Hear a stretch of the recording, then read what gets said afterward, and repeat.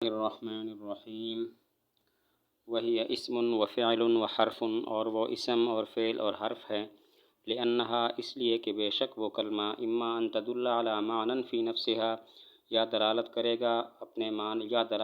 گا معنی پر فی نفسہا جو اس کی ذات میں ہے، اولا یا نہیں کرے گا۔ الثانی الحرف، دوسری قسم حرف ہے، والاول، اور پہلی قسم اما ان یقترن، یا تو ملے گا بأحد الازمنۃ الثلاثۃ، تین زمانوں میں سے ایک زمانے کے ساتھ، اولا یا نہیں۔ الثانی الاسم، ثانی دوسری قسم اسم ہے، والاول الفعل، اور دوسری قسم پہلی قسم فعل ہے۔ کلمہ کی تین قسمیں ہیں، اسم، فعل، حرف۔ یہاں پر سوال ہوتا ہے کہ ہی ضمیر کا مرجع، ہی مبتدا ہے، اسم اس کی خبر ہے، اور ہی ضمیر کا مرجع الکلمہ ہے۔ الکلمہ مؤنث ہے اور خبر اسم مذکر ہے، اور ضابطہ یہ ہے کہ جب ضمیر اپنے مرجع اور خبر کے درمیان دائر ہو تو اس ضمیر کی تذکیر و تانیث میں اعتبار خبر کا ہوتا ہے، نہ کہ مرجع کا۔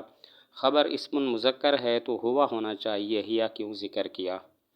سوال ہوتا ہے، ہیا مبتدا ہے، اسم اس کی خبر ہے، اور ہیا ضمیر کا مرجع الکلمہ ہے جو کہ مؤنث ہے، اور اسم خبر مذکر ہے، اور ضابطہ یہ ہے کہ جب ضمیر اپنے مرجع اور خبر کے درمیان دائر ہو تو اس ضمیر کی تذکیر و تانیث میں اعتبار خبر کا ہوتا ہے، مرجع کا نہیں ہوتا، تو ہوا اسم ہونا چاہیے، ہیا کیوں کہا؟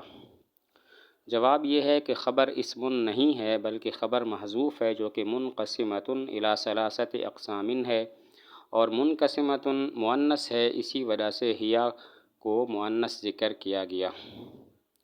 جواب یہ ہے کہ خبر اسم نہیں ہے بلکہ خبر محذوف ہے، جو کہ منقسمۃ الی ثلاثۃ اقسام ہے، اور منقسمۃ مؤنث ہے، اسی وجہ سے ہیا ضمیر کو مؤنث ذکر کیا گیا۔ اسم و فعل و حرف، یہاں پر ایک سوال ہوتا ہے کہ وہ جمع کے لیے آتا ہے، تو اس کا مطلب ہوا کہ کلمہ مجموعہ ہے اسم، فعل اور حرف کا، حالانکہ کلمہ اسم اور فعل اور حرف کا مجموعہ نہیں ہے۔ سوال ہوتا ہے اسم و فعل و حرف میں واو جمع کے لیے ہے، تو اس کا مطلب ہوا کہ کلمہ مجموعہ ہے اسم اور فعل اور حرف کا، حالانکہ کلمہ مجموعے کا نام نہیں ہے۔ جواب یہ ہے کہ یہاں پر واو بمعنی او کے ہے، یعنی کلمہ اسم ہے یا فعل ہے یا حرف ہے۔ جواب یہ ہے کہ واو او کے معنی میں ہے، یعنی کلمہ اسم ہے یا فعل ہے یا حرف ہے۔ لأنہا اما ان تدل، ان اقسام ثلاثہ کی اسم، فعل، حرف کی وجہ حصر یہ ہے کہ کلمہ دو حال سے خالی نہیں، یا تو معنی پر بنفسہا دلالت کرے گا یا نہیں کرے گا۔ بنفسہا دلالت کرنے کا مطلب ہے دوسرے کلمے کا محتاج نہ ہو، اور بنفسہا دلالت نہ کرنے کا مطلب ہے کہ وہ دوسرے کلمے کا محتاج ہو۔ اگر کلمہ اپنے معنی پر بنفسہا دلالت نہ کرے تو وہ حرف ہے، اور اگر دلالت کرے تو دو حال سے خالی نہیں، اس کا معنی کسی زمانے سے ملا ہوا ہوگا یا نہیں۔ اگر اس کا معنی کسی زمانے سے ملا ہوا ہو تو فعل ہے، اگر اس کا معنی کسی زمانے سے ملا ہوا نہ ہو تو وہ اسم ہے۔ کلمہ کی اقسام ثلاثہ میں وجہ حصر یہ ہے کہ کلمہ دو حال سے خالی نہیں، معنی پر بنفسہا دلالت کرے گا یا نہیں کرے گا۔ معنی پر بنفسہا دلالت نہ کرنے کا مطلب ہے وہ دوسرے کلمے کا محتاج ہے، اور معنی پر بنفسہا دلالت کرنے کا مطلب یہ ہے کہ وہ دوسرے کلمے کے ملانے کا محتاج نہیں ہے۔ اگر معنی پر بنفسہا دلالت نہ کرے تو وہ حرف ہے، اور اگر دلالت کرے تو پھر وہ دو حال سے خالی نہیں، یا تو اس کا معنی کسی زمانے سے ملا ہوا ہوگا یا نہیں ہوگا۔ اگر اس کا معنی کسی زمانے سے ملا ہوا ہو تو وہ فعل ہے، اگر اس کا معنی کسی زمانے سے ملا ہوا نہ ہو تو وہ اسم ہے۔ لأنہا اما ان تدل، اس پر ایک سوال ہوتا ہے کہ انا، ہا ضمیر انا کا اسم ہے اور اما ان تدل خبر ہے، خبر کا اسم پر حمل ہوتا ہے، اور یہاں پر حمل صحیح نہیں ہے کیونکہ ہا ضمیر ذات پر دال ہے، اور اما ان تدل میں ان مصدریہ کی وجہ سے یہ مصدر کے معنی میں ہے، اور مصدر وصف پر دلالت کرتا ہے، اور وصف کا حمل ذات پر جائز نہیں ہوتا۔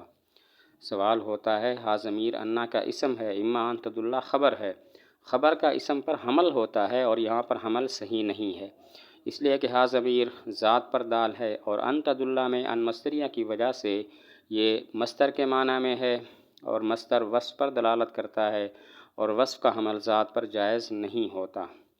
جواب یہ ہے کہ خبر ان تدل نہیں ہے، ان تدل مبتدا ہے، اس کی خبر محذوف ہے من صفتھا، یہ مبتدا اور خبر مل کر جملہ خبریہ ہے، اور پھر یہ جملہ خبر ہے انا کی، اور جملہ ذات مال وصف پر دلالت کرتا ہے، اور ذات مال وصف کا حمل ذات پر جائز ہوتا ہے۔ جواب یہ ہے کہ ان تدل خبر نہیں ہے، بلکہ یہ مبتدا ہے، اس کی خبر محذوف ہے جو کہ من صفتھا ہے۔ مبتدا خبر مل کر جملہ ہو کر پھر یہ خبر ہے انا کی، اور جملہ ذات مال وصف پر دلالت کرتا ہے، اور ذات مال وصف کا حمل ذات پر جائز ہوتا ہے۔